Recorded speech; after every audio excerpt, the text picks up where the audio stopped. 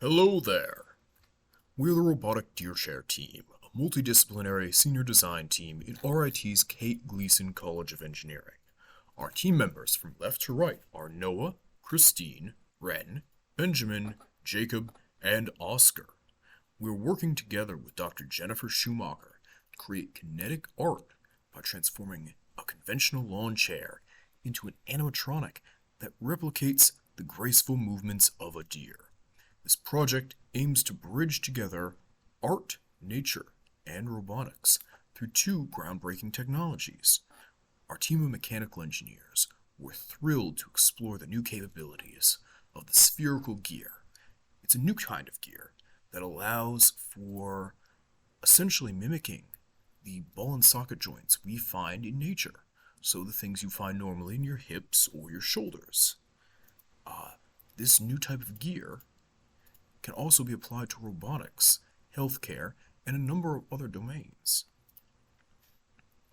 In addition, one thing that this gear allowed us to do was to do something that's a bit new for robotics.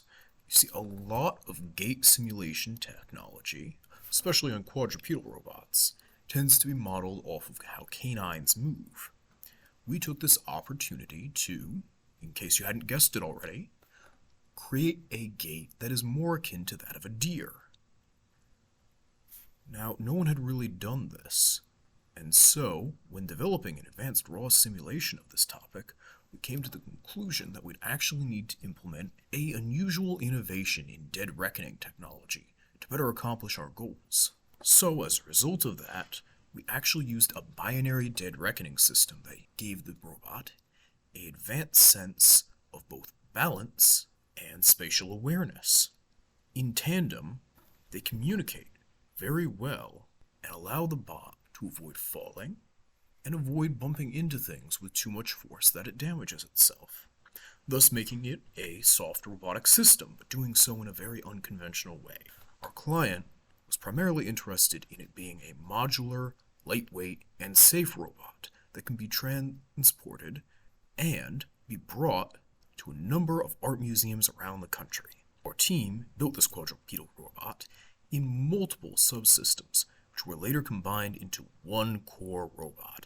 From top down, the system is composed of a plastic lawn chair, which was sourced from a client, an electronic component box, a combination of batteries, boost buck converters, as well as the motor controllers, gearboxes, and custom-made spherical gear drive systems.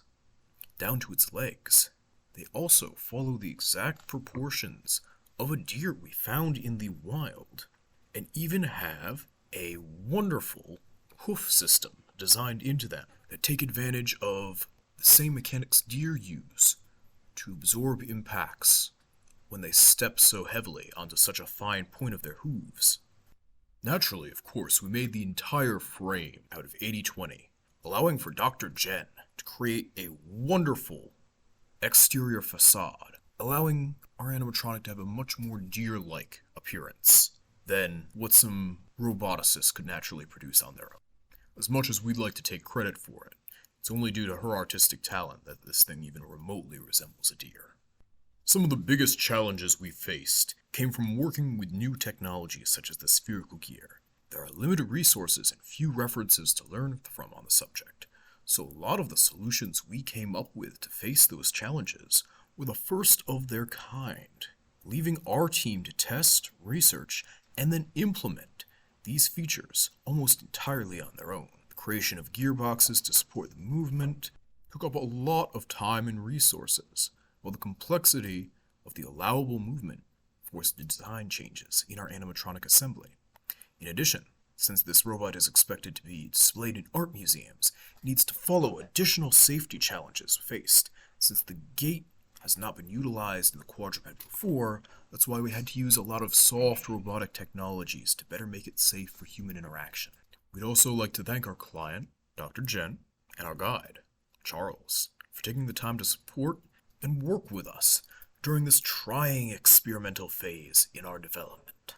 Also, facilities on campus, such as the machine shop, the robotics lab, and the shed, provide immense assistance in getting our technology off the ground. Last but not least, of course, being Cavalry Robotics, a bastion of the robotics industry themselves.